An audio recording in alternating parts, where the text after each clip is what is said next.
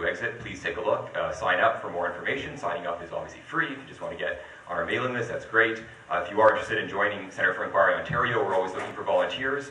Or if you want to help out specifically with the Free Thought Association here at Ryerson or at other campuses, do speak to myself or Jean following the event. Thanks so much. Have a great time.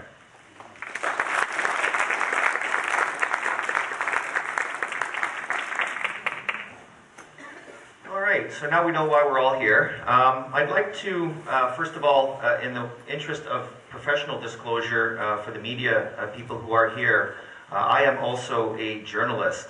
That's in fact how I met Justin. It was 2005. I don't know how many of you are familiar with the name Ayaan Hirsi Ali, the Somali refugee who was in the Dutch Parliament, made the film with Theo van Gogh called Submission, for which Van Gogh was murdered on the streets of Amsterdam, I believe it was. It was Amsterdam. And, but she came in the summer of 2005 to give a talk at U of T. And I wasn't a member of any particular organization. As I said, I'm a journalist, so I have Free Thought Radio that I air on Friday mornings from 6 till 7 on CKLN. And Justin has actually been on the show several times, and that's in fact how I met him, because he stood up and asked a question. I thought, wow, he'd be good. So I talked to him after. I said, how long has the group been around? He said, a couple months. I said, how many people are in? About 4. I said, do you want to go on the radio? Sure. So it's very heartening for me to, because I've been a fringe member. There are people involved, volunteers with this organization who in a week give the organization more time than I'll give in 6 months, because I'm a bit of a renegade.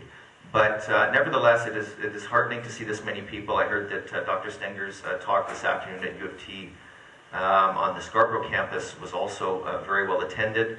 As I said last week and the week before, we're also very well attended. So thank you all once again for coming.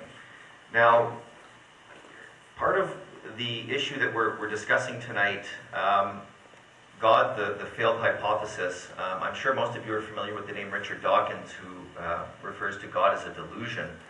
I'm not too sure there's a distinction between the two. For most people, however, obviously we're dealing with a couple of scientists here, so there is obviously a distinction as far as that goes. And so the delusion, I would suggest perhaps, is more of an emotional response that people have.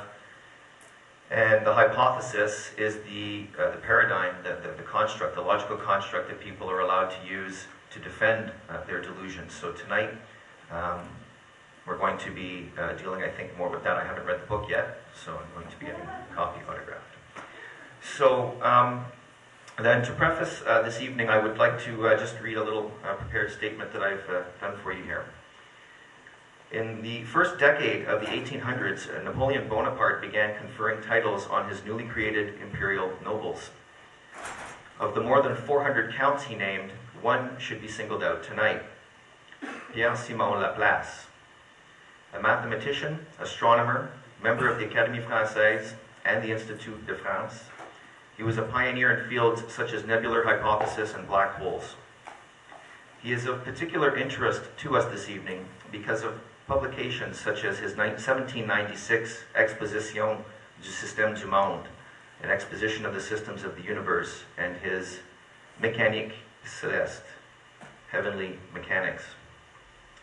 In these works, Laplace expounded his theory that the universe is a series of mechanical laws, nothing more. When the Emperor Napoleon objected by asking who made all of this machinery, the author famously replied, "I had no need of that hypothesis." To this day, however, Laplace remains in the minority. A 2005 Rice University survey of more than 1,600 faculty members of the elite American research universities discovered a staggering 66% of scientists believe in God, and furthermore, only a paltry 38% of natural scientists are non-believers. Natural science, of course, comprises the disciplines of biology, physics, and chemistry.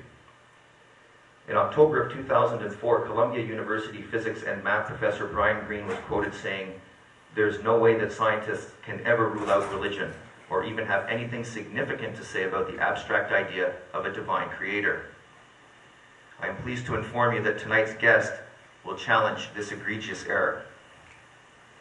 Victor J. Stenger is an adjunct professor of philosophy at the University of Colorado, an emeritus professor of physics and astronomy at the University of Hawaii. I apologize for the weather, Professor Stenger. We're paying our taxes, I don't know what to tell you.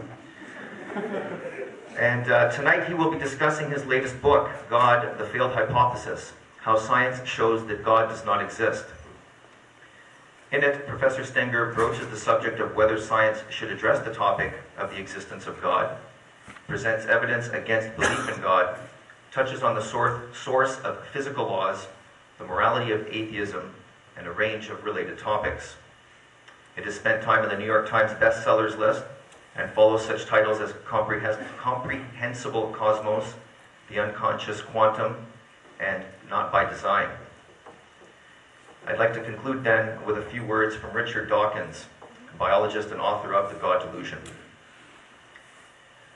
Darwin chased God out of his old haunts in biology, and he scurried for safety down the rabbit hole of physics. The laws and constants of the universe, we are told, are too good to be true, a setup carefully tuned to allow the eventual evolution of life. It needed a good physicist to show us the fallacy, and Victor Stenger lucidly does so. The faithful won't change their minds, of course. That is what faith means. But Victor Stenger drives a pack of energetic ferrets down the last major bolt hole, and God is running out of refuges in which to hide. I learned an enormous amount from this splendid book. And I'm sure we will learn an enormous amount from the presentation this evening. Ladies and gentlemen, I present to you Dr. Victor Stenger.